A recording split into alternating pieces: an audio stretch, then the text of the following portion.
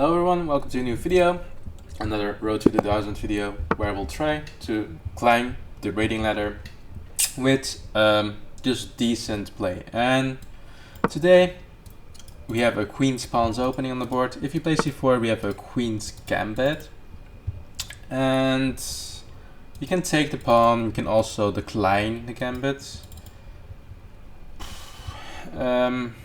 I always play the decline, so why not take the pawn? It's not really a gambit because white will, however you want it, white will regain the pawn. You play something like b5. It's no good because yeah, it's just not good. Look at the center. I think there are tricks here.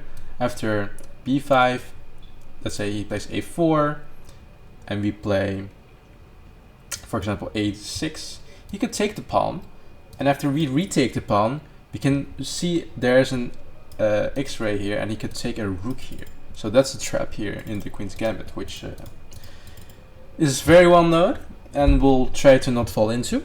But now the question becomes what to play. As I've never played this before, I have no clue.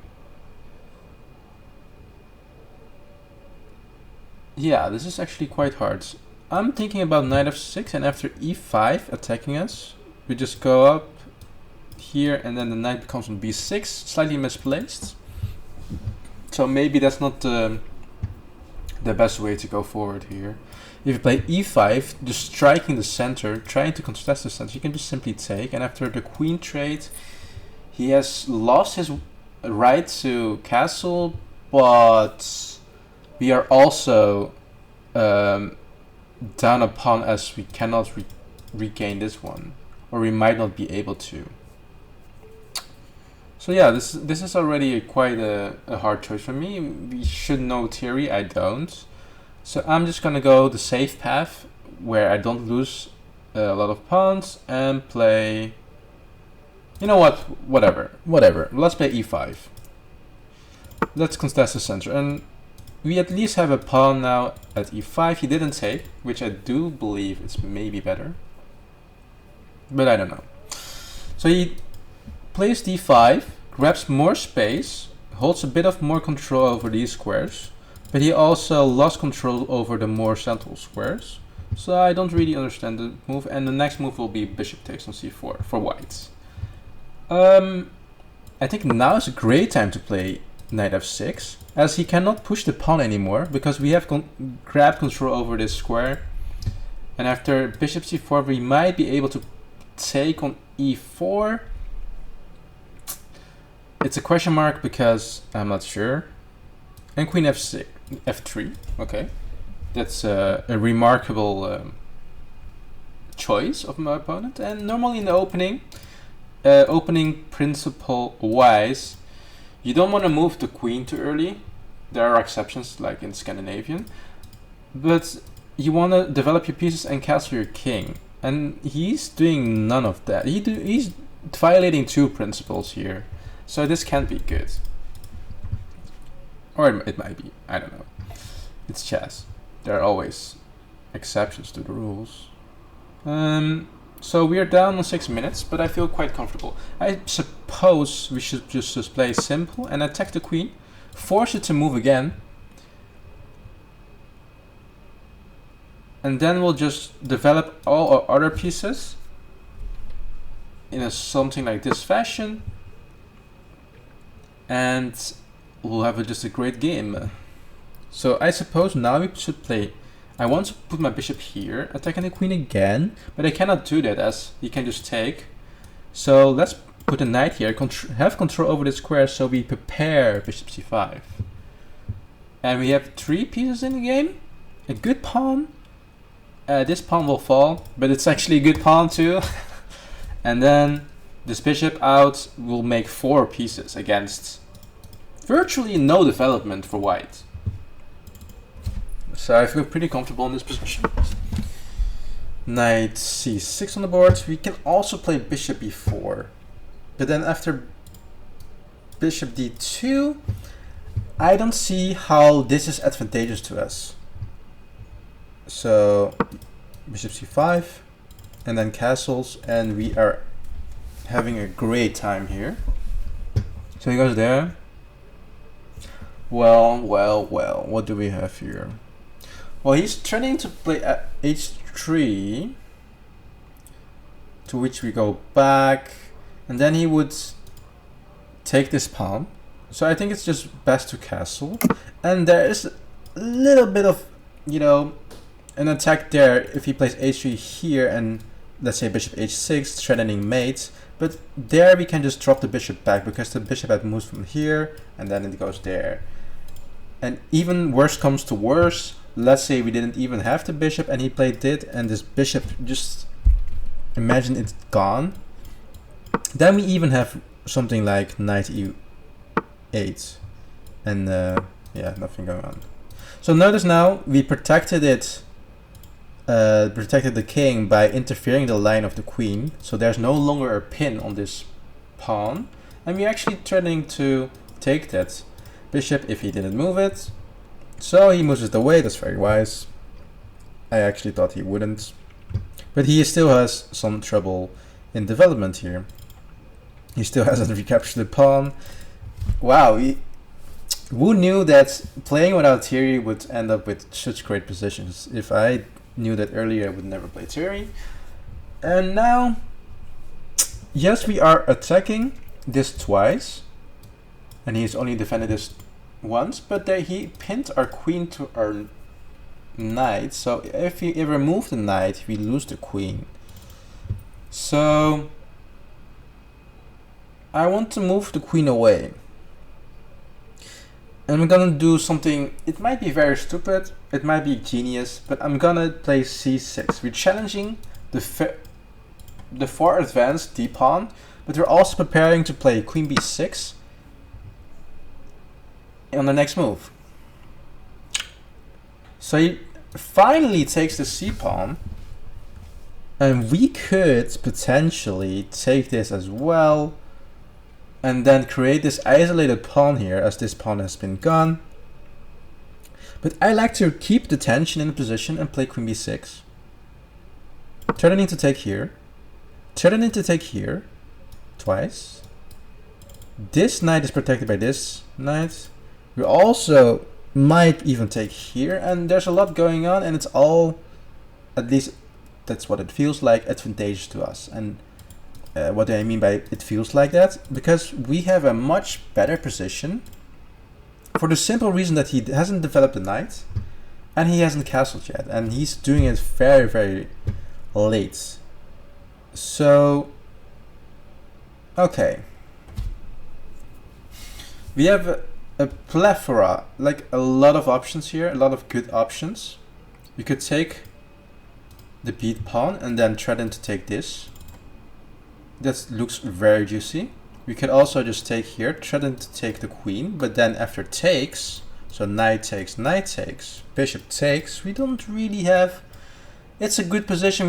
We are up a pawn, but it's not as juicy as this one. We also have takes here, and after recapturing, we have an open line for the bishop, but that's about everything we have. So I'm opting for the most juicy one. I think this is the most juicy one. And yeah, maybe play something like this, which is something I did not consider. I should have calculated it.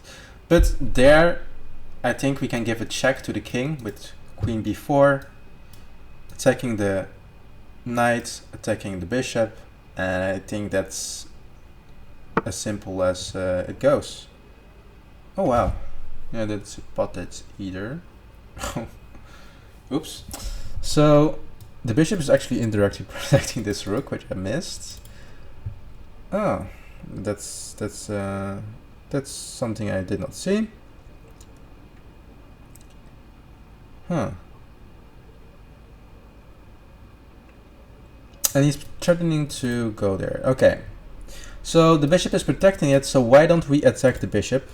It's a very logical feeling. Let's say it drops back.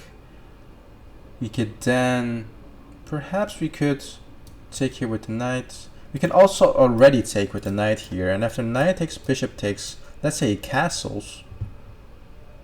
But he doesn't, because now he has this attack again. Oh, that's very mind-boggling at the moment. Let's calculate this again. Knight takes, bishop takes, bishop h6, threatening mate. Ooh, that doesn't look good.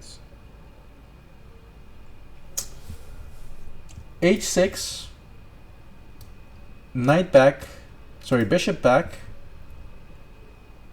Very annoying, but what to do, I don't know.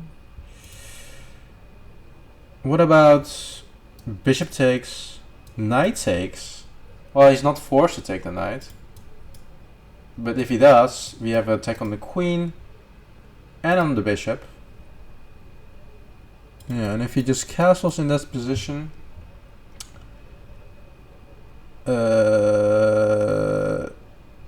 question marks. I don't know. We take the knight. Let's play this in the hope he will take, but yeah. And allow me to fully concentrate on the game right now, as we are very low on time. I might blunder because of the time pressure. I might very well blunder. But we're up 2 pawns. Should be good.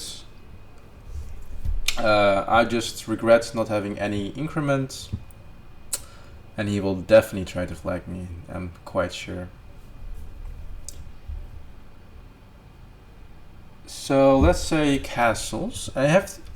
These are the times where I need a response before he has made a move.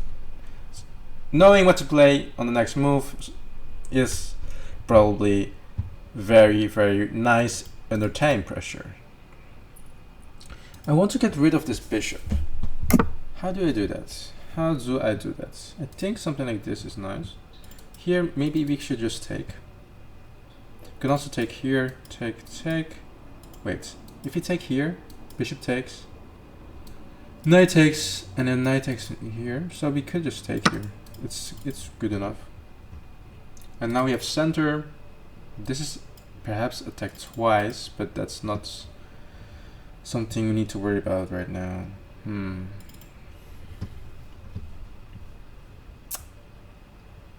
Yeah, this is not gonna be easy, even though we're up 3 pawns. Not an easy game, not at all. The bishop might be actually best placed here. Oh, he's actually might be trapping my queen, but it doesn't feel like it.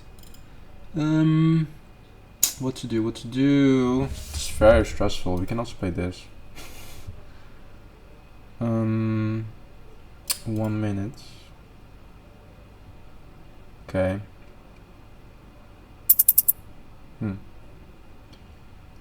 Let's push the pawn.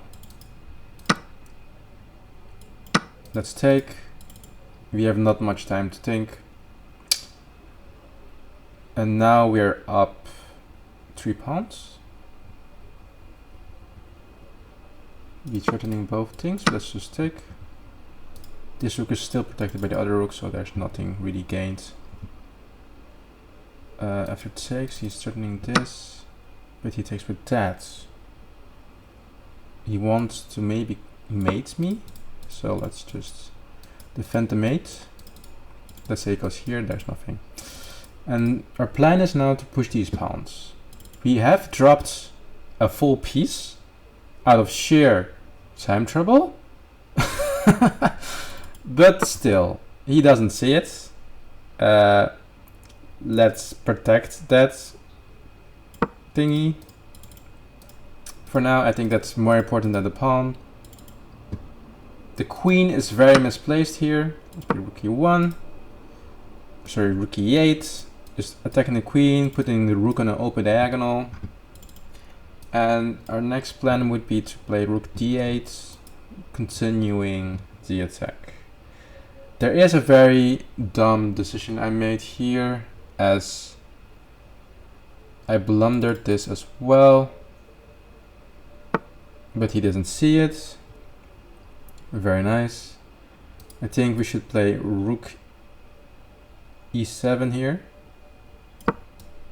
This is protected by the bishop, and our next move will be rook e8.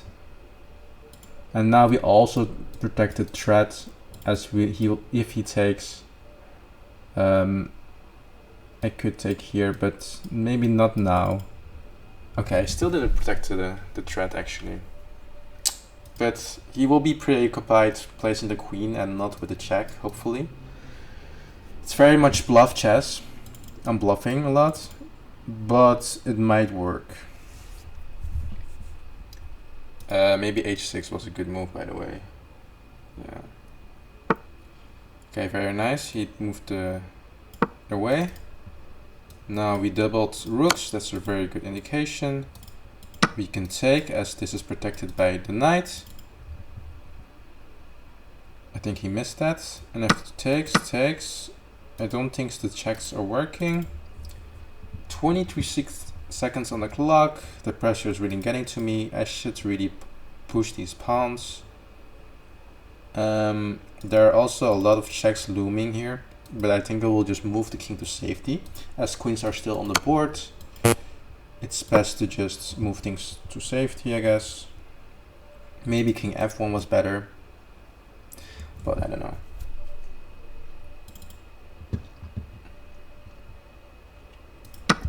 And still there's this idea of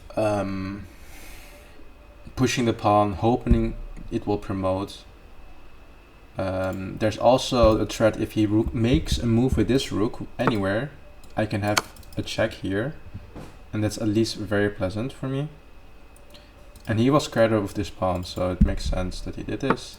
He can also push the pawn again, threatening to give a check like this, and if he takes, we take with the pawn with promotion, and if we retake take here blocking, it's not possible.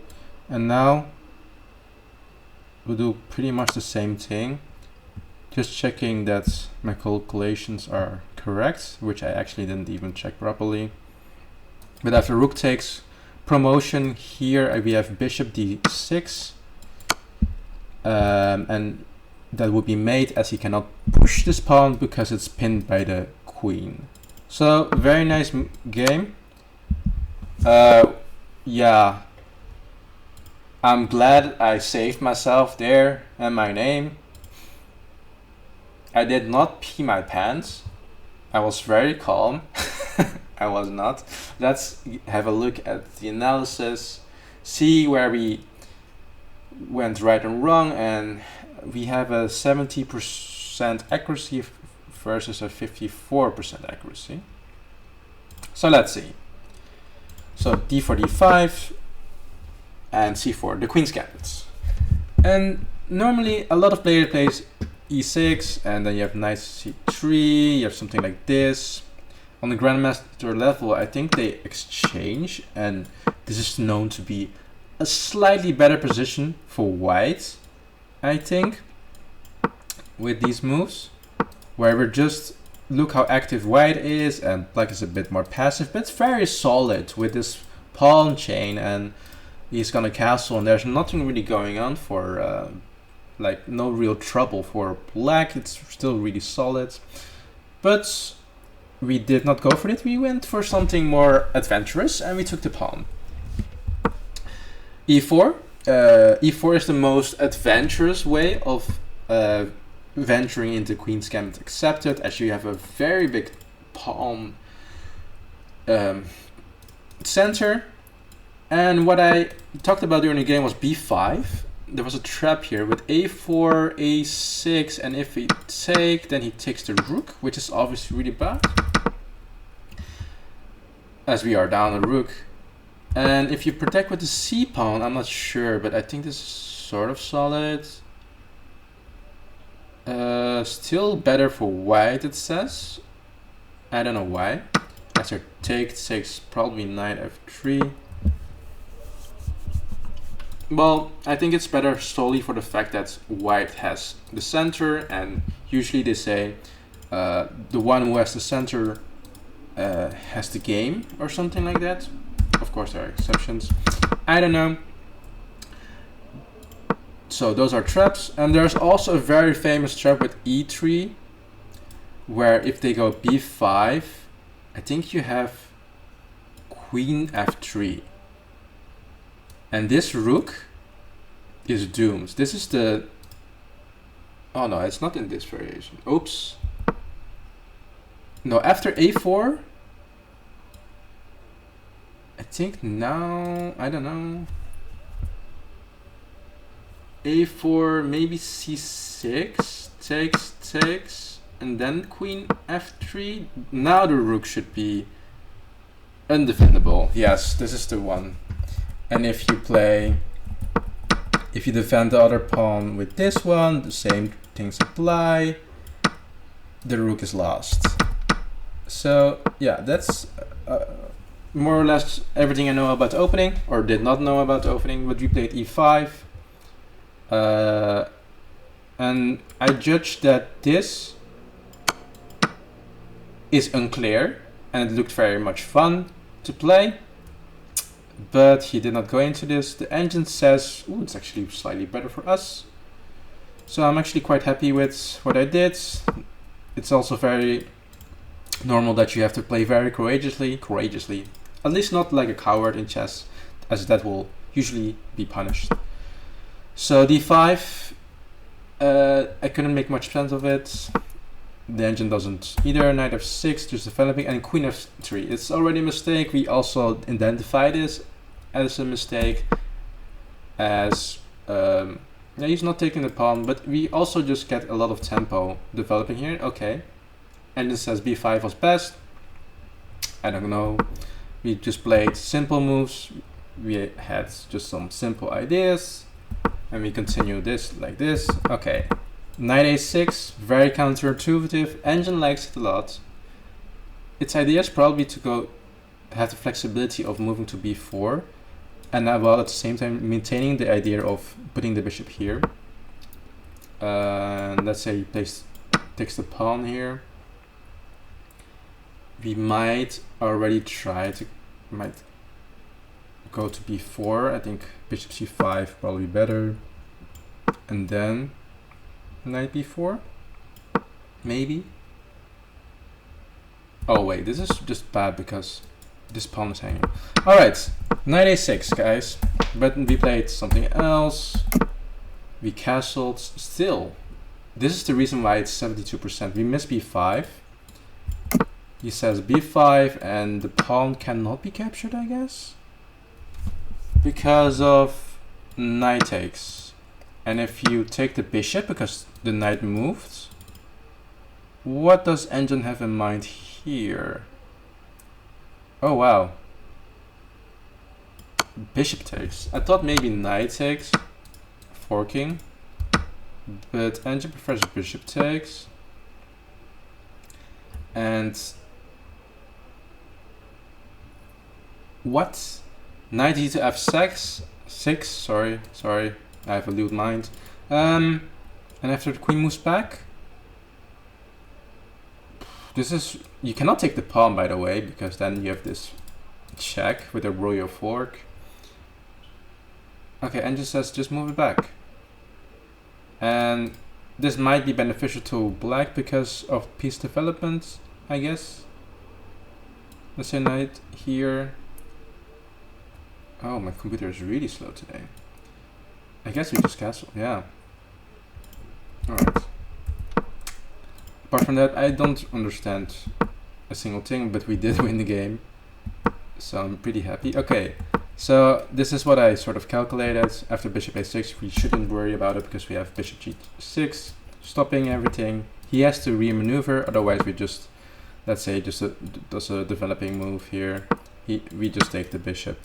Then we don't have to worry about this a4, h4, h5 idea, as we can simply grab that. No, we can't, but we can simply stop it with knight h5. So c6, still engine doesn't like my moves because there's b5 which I missed, and bishop, queen, b6. We take the pawn as we evaluated that was the best, and engine agrees. And here I go wrong. Ah, oops, yeah, this I missed actually. We could have pinned the knight to the queen, and he would actually have No. No, he has bishop d2, protecting for now. But then, after takes, we have knight takes. Ah, okay, there we go. Or not. Bishop takes on b2. Oh. So what do we do then? Oh, queen takes on c1. This bishop is doing too much work, so he probably has to take with. And after he goes here, he loses connection with the c1 rook.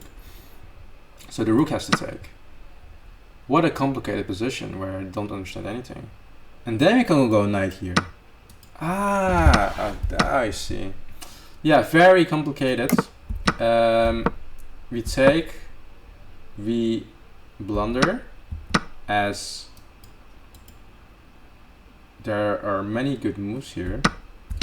He doesn't see it, which I'm very happy about. And we protect the bishop, as this pawn is worth less than the bishop.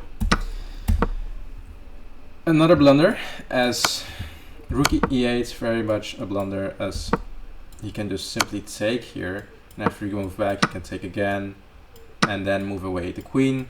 Notice that it's still protected by the knight. But we are very lucky to have this. Notice that he can still take with check.